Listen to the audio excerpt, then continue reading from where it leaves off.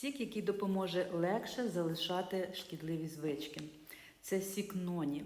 В його складі є триптофан, це амінокислота, яка є будівельним матеріалом для синтезу гормонів радості, серотоніну, а також мелатоніну, гормону сну. Я думаю, що всім нам відомо, якщо людина довгий час має якісь шкідливі звички, то наші власні гормони радості, серотонін, дофамін, вони просто притуплюються і організм перестає їх виробляти. Є штучні замінники. І тому, коли людина вирішує це все залишити, організм дійсно відчуває стрес.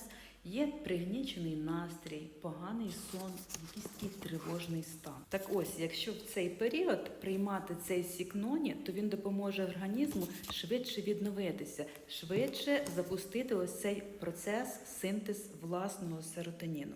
Хочете без стресу залишити шкідливі звички? Раджу сік ноні.